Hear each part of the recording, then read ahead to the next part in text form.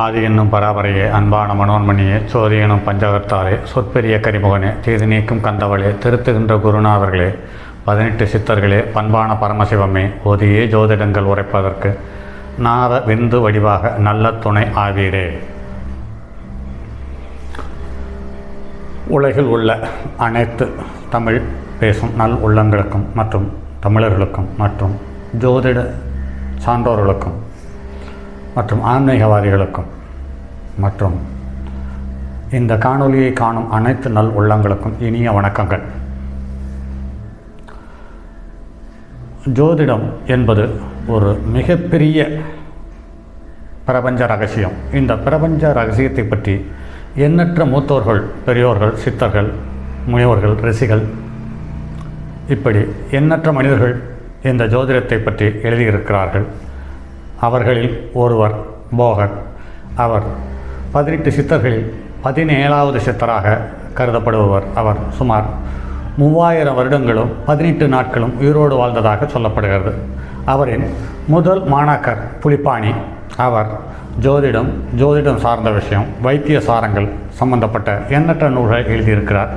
அதில் நம் கண்ணில் பட்டவை புலிப்பாணி ஜோதிடம், புலிப்பாணி 300 என்று பாடல்கள் சார்ந்த தகவலை கூறியுள்ளார். இந்த பாடலை சார்ந்த புலிப்பாணி பாடலில் சொல்லாத ஒரு புது தகவலை மற்ற ஆசிரியர்கள், சித்தர்கள், ரிஷிகள் சொல்லியிருக்கிறார்களா என்று பார்த்தோமானால் இல்லை என்றே கருத தோன்றுகிறது.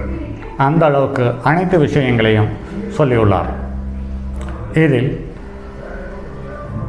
சொல்லப்பட்ட தகவல்கள் எதுவும் காலத்துக்கு ஏற்றமாறு பரிமாணங்கள் மாறி இருக்கிறதே ஒழிய உட்கருத்து எதுவும் மாறவில்லை என்பதே என் அடியனின் தாழ்மையான கருத்து. இவர் பழனியில் இருக்கும் ஸ்ரீ தண்டாயுதபாணியை நவ பாசாணங்களால் போகர் வடிவமைக்கும் பொழுது எல்லா பாசாணங்களையும் சமன்படுத்தி அதை சிலையாக செய்வதற்கு உகந்த மாதிரி அனைத்தையும் முயற்சிகளையும் தரமாக செய்து கொடுத்ததாக சொல்லப்படுகிறது.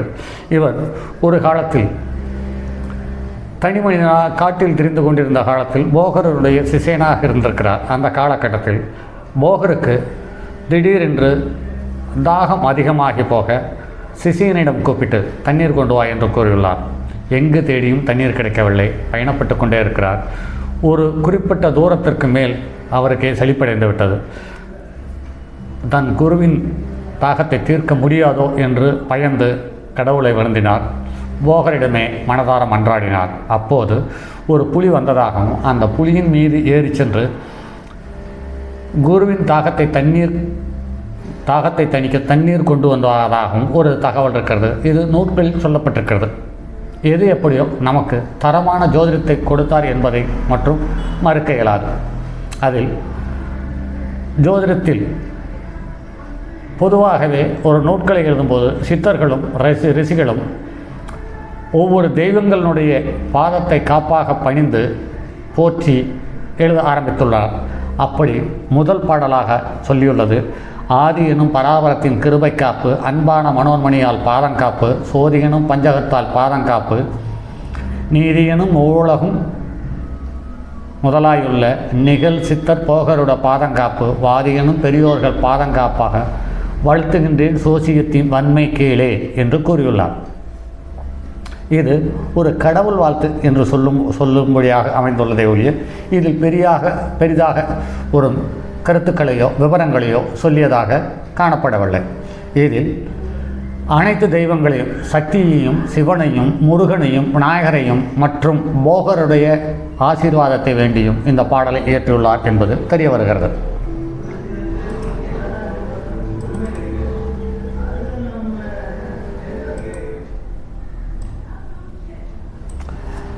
அடுத்து வருவதும் தெய்வம் சார்ந்த தன்னுடைய காப்பு என்ற முறையில் தெய்வத்தினுடைய அனுசரணையும் ஆதரவையும் வேண்டியே மற்றும் ஒரு பாடலை தந்துள்ளார். சக்தியே தயாவரியே ஞானரூபி சாம்பவியே மனோன்மணியே கபாலி சோழி முக்தியே வேதாந்தவரையே அம்மா முக்குணமே முச்சுடரே மாயாவேரி வெற்றியே மூவருக்கு கருளாய் நின்றாய் வேணிகையே சாமரையே பொன்னே மின்னே சித்திடையே ஜோதிடமும் முன்னுரையா சின்மயத்தின் கணேசனுட பாதம் காப்பாம் பாரே என்று கூறியுள்ளார். இந்த பாடலிலேயும் தெய்வங்களை, பெண் தெய்வங்களை விதவிதமான பெயரில், மாற்று பெயரில் கூறி வணங்கியுள்ளார். இதிலும் கடைசியாக முதல் கடவுளான கணேசனையே கூர்ந்து கவனித்து பாதம் போற்றி பணிந்துள்ளார் என்பதை காண முடிகிறது. அதற்கடுத்து ஜோதிடத்தில் ஒரு கிரகத்துக்கு நட்பு, ஆட்சி, உச்சம் எது என்பது சார்ந்த தகவலை பாடலாக தந்துள்ளார். அந்த பாடல் என்று 3. தான் என்ற சூரியனுக்காட்சி சிங்க தன்மையுள்ள மேசமது உச்சமாகும், தான் என்ற துலாமது நீசமாகும், தனியான தனுவுடனே மீனம் நட்பாம், மானென்ற மற்றேழு ராசிதானும் வரும் பகையாம் என்றுனக்கு சாற்றினோம் யாம், கோனென்ற போகருட கடாட்சத்தாலே குணமால புலிப்பாணி குறித்திட்டேனே என்று கூறியுள்ளார். நவகிரகங்களில் முதல் கிரகமாக போற்றப்படும் சூரியனுக்கு ஆட்சி சிம்மம் என்றும், உச்சம் மேசம் என்றும், துலாம் நீசம் என்றும், தனுசு ராசியும் மீன ராசியும் விருச்சிக ராசியும் நட்பு என்றும், மற்ற ராசிகள் அனைத்தையும் பகை என்று கூறியுள்ளார். அடுத்து பாரப்பா சந்திரனுக்கு ஆட்சி நின்று பாங்கான விடையதுவே உச்சமாகும், வீரப்பா விருச்சிகமும் நேசமாகும், விருது பெற்ற தனுசு மீனம் நட்பாம் என்று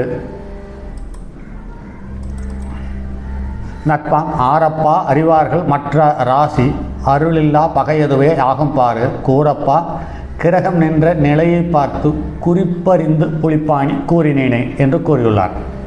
இதில் கர்க்கடக ராசி என்று சொல்லக்கூடிய கடகராசி சந்திரனுக்கு ஆட்சி என்றும், விருச்சிக ராசி நீசம் என்றும், மேசராசி பகை என்றும், ரிஷபராசி உச்சம் என்றும், மற்ற ராசிகள் அனைத்தும் சமம் என்றும் கூறியுள்ளார். இந்த சந்திரன் மாதுருக்காரகன் என்பதால் எல்லா ராசியிலேயும் ஓரளவு நட்பாகவோ அல்லது சமனாகவோ கருதப்படுகிறது. நடைமுறையில் அந்த விஷயங்கள் ஒத்துப்போகிறது. இதில் சந்திரனுக்கு சனியினுடைய தொடர்போ, ராகு கேது செவ்வாயினுடைய தொடர்போ இருக்கும் பொழுது அந்த சந்திரன் பகை கிரகமாகவோ அல்லது பாதிப்புக்கு உட்பட்ட கிரகமாகவோ இருக்கிறது என்பது நடைமுறையில் காண முடிகிறது. அடுத்து செவ்வாய். கேளப்பா செவ்வாய்க்கு மேசம் தேடும், கணிதமுடன் ஆட்சியது வரும்பாறு, நாளப்பா மகரமது உச்சமாகும், நலமில்லா நீசமது கடகமாகும், தானப்பா தனுசமீன ரிஷபம் கும்பம், தயங்குகின்ற கோதையுடன் மிதுனம் நட்பாம், பாலப்பா கால்சிங்கம் பகையாம் என்று பண்புடனே போகரென குறைத்தார்தானே என்று கூறியுள்ளார். சிகப்பு நிற கிரகமான செவ்வாய்க்கு மேசமும் விருச்சிகமும் ஆட்சி, மகரம் உச்சம், கர்க்கடகம் நீச்சம். இதில் கன்னி மிதுனம் பகை, மற்ற ராசிகள் அனைத்தும் நட்பு என்று கூறியுள்ளார். இது நடைமுறையில் ஒத்துப்போகிறது. அடுத்து புதன். தானென்ற புதனுக்கு மிதுனமாட்சி, தன்மையுள்ள கன்னியது ஆட்சி உச்சம், மானென்ற மீனமது நீசமாகும், மனிதரெல்லாம் கடகமது பகையாம் என்று, வானென்ற மற்றேழு ராசிதானும் வகையான நட்பென்று வளர்த்தினோம் யாம், நான் என்ற போகருட கடாட்சத்தாலே நவகிரக நிலையறிவாய் நன்மைதானே என்று பாடலை முடித்துள்ளார். இந்த பாடல் புதனுக்கு கன்னியும் மிதனமும் ஆட்சி வீடாம். இதில் மேனம் நீச்ச வீடாம், விருச்சிகமும் மேசமும் பகை வீடாம், மற்ற அனைத்து ராசிகளும் நட்பு என்று கூறியுள்ளார். இது நடைமுறையில் ஒத்துப்போகிறது.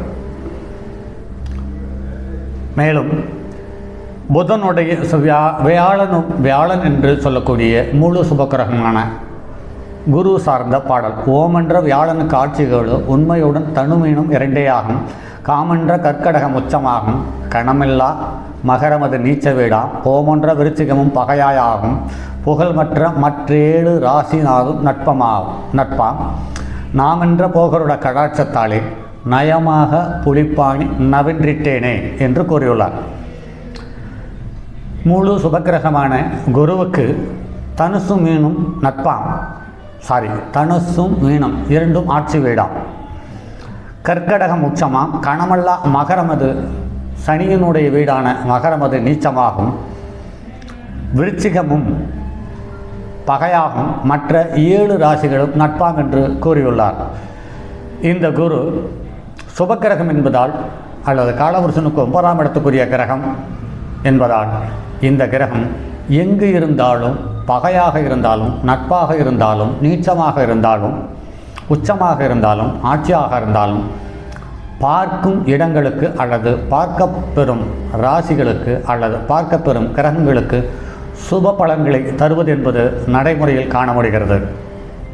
பாருங்கள் நண்பர்களே, மீண்டும் அடுத்ததொரு பதிவில் சந்திப்போம். அதுவரை உங்களிடமிருந்து விடைபெறுவது உங்கள் அன்பு நண்பன் எம் ராஜரத்தினம். வணக்கம் நண்பர்களே.